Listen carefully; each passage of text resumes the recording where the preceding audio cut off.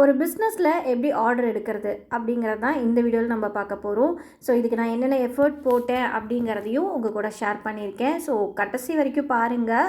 பிகினராக இருக்கீங்க இல்லை நீங்கள் பண்ணிகிட்ருக்கீங்க அப்படின்னாலுமே கண்டிப்பாக இந்த ஐடியாஸ்லாம் உங்களுக்கு யூஸ்ஃபுல்லாக இருக்கும். ஃபஸ்ட்டு நான் என்ன பண்ணிகிட்ருக்கேன்னு சொல்லிடுறேங்க. அதுக்கப்புறம் நான் எப்படி ஆர்டர்ஸ் எடுத்தேன் அப்படிங்கிறத உங்களுக்கு டீட்டெயிலாக சொல்கிறேன். ஃபஸ்ட்டு 1 இன்ச் எடுத்திருக்கேங்க. அது பென்டென்ட்காக. ஸோ அதுலேயும் வந்து நம்ம ஜம்ப்ரிங் கொத்து வச்சுட்டோம் ஹோல் போட்டு. இப்போ நான் பண்ணிகிட்ருக்கிறது 0.5 இன்ச்சுங்க. இது வந்து 2 ஹோல் போட்டிருக்கேன். ஸோ எதுக்காக இந்த 2 ஹோல் அப்படின்னா கொண்டைக்கு பின்னாடி வந்துட்டு வைக்கிறதுக்காகங்க. அவங்க வந்து கொண்டை ஊசி வச்சு நான் குத்திக்கிறேன். ஸோ எனக்கு இந்த பெண்டன்ட் மட்டும் பண்ணி கொடுங்கன்னு சொன்னாங்க. 0.5 இன்ச்சில் ஏன்னா குழந்தைங்களுக்காக பண்ணது. ஸோ அதனால் பண்ணி கொடுத்தேங்க. நெக்ஸ்ட்டு வந்து 2 ஸ்டெட்டுக்காகவும் இன்னொன்று வந்து நெத்திச்சுடிக்காகவும் 0.5 இன்ச்சுங்க. மொத்தம் ஒரு செட்டில் 4 செட்டு வரும். ஒன்று வந்து பெண்டன்ட்டு, அதுக்கு அடுத்தது பார்த்திங்கன்னா ஸ்டெட்டு, அதுக்கப்புறமா வந்துட்டு அந்த கொண்டையில் வைக்கிறது, தென் நெத்திச்சுடிங்க. இது எல்லாமே ஒரு செட்டாக கேட்டிருந்தாங்க. இப்போ நான் ஸ்டெட் தாங்க மேக் பண்ணிகிட்ருக்கேன். ஸ்டெட்டுக்கு வந்துட்டு 8K ஐ ஷேப் எடுத்திருக்கேன். ஸோ சுற்றியும் வந்து நம்ம நார்மலாக செய்வோம் இல்லையா, ஸோ அதே மாதிரி தாங்க பண்ணிகிட்ருக்கேன். 8K ஃபுல்லாக வச்சுட்டு பேர்ல் எடுத்துகிட்டு அதுக்கப்புறம் உள்ளார ஃபுல்லாக பார்த்திங்கன்னா டார்க் க்ரீனுங்க. சேம் வந்து 8K. அவங்க வந்து சாரீ மாதிரி கட்டி விட்டுருந்தாங்க குழந்தைங்களுக்கு.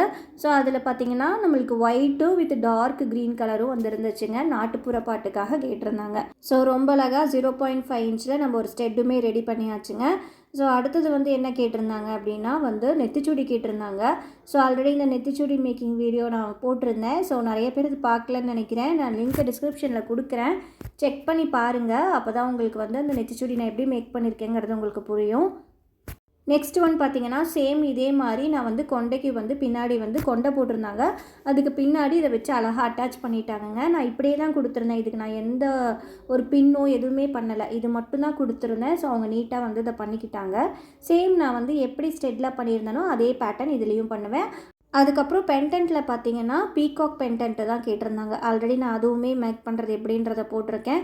ஸோ அதையுமே வந்து லிங்க் கீழே கொடுக்குறேங்க. செக் பண்ணி பாருங்கள். ஸோ அந்த பென்டென்ட்டில் நம்ம எந்த நெக்லஸுமே நான் கோக்கலை. அவங்க என்ன பண்ணியிருந்தாங்க அப்படின்னா ஒரு கயிறு வந்து பிளாக் கலர் கயிறு வச்சு அழகாக குழந்தைங்களுக்கு கோத்து போட்டு விட்டாங்க. ரொம்ப அழகாக இருந்துச்சு அது. சரி வாங்க இந்த ஆர்டர் எப்படி எடுத்தேங்கிறத பார்க்கலாம். என்னோடய பொண்ணோட பர்த்டேக்காக நான் வந்து ரிட்டன் கிஃப்ட் மாதிரி வந்துட்டு எல்லாத்துக்குமே செஞ்சு கொடுத்துருந்தேங்க. அதில் பார்த்திங்கன்னா சாரீ பின் ஒருக்கா செஞ்சு கொடுத்துருந்தேன். கிட்டத்தட்ட ஒரு 2 இயர்ஸ் இருக்கும்னு நினைக்கிறேன். ஸோ அப்போ கூட எல்லாருமே கேட்டாங்க, எதுக்காக வேஸ்ட்டாக வந்துட்டு இதெல்லாம் செஞ்சு கொடுக்குறீங்க அப்படின்னு சொல்லி.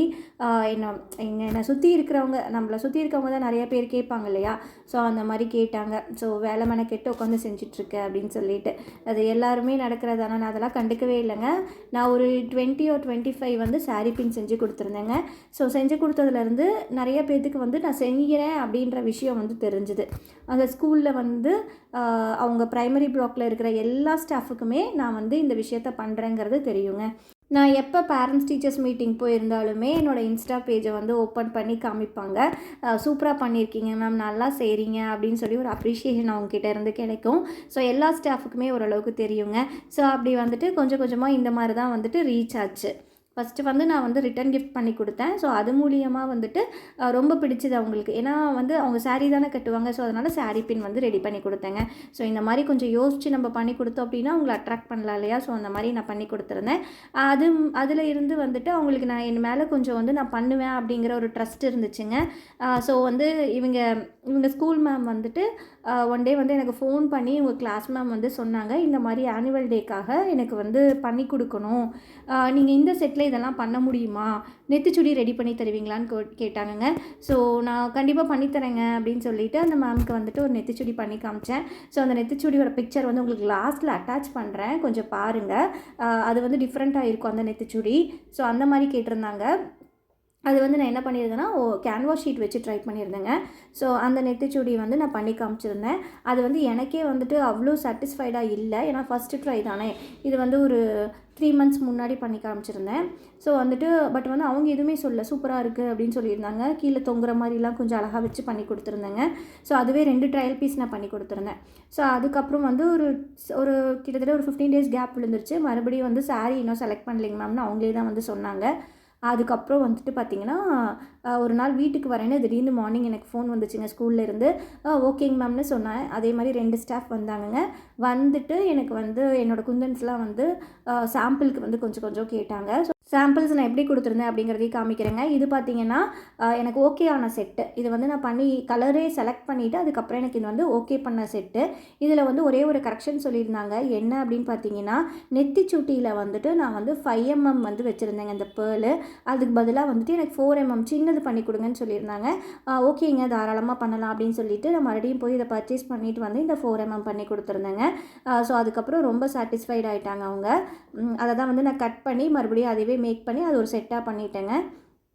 ஸோ நெக்ஸ்ட்டு வந்துட்டு நான் என்ன மாதிரி சாம்பிள் கொடுத்துருந்தேன் அப்படின்னா, மேட்டில் வந்து 8Kலையும் அதே மாதிரி க்ளாஸியில் 8Kவும். ஏன்னா வந்து அவங்களோட அந்த பீகாக் பேட்டர்ன் அவங்களுக்கு ரொம்ப பிடிச்சிருந்துச்சு.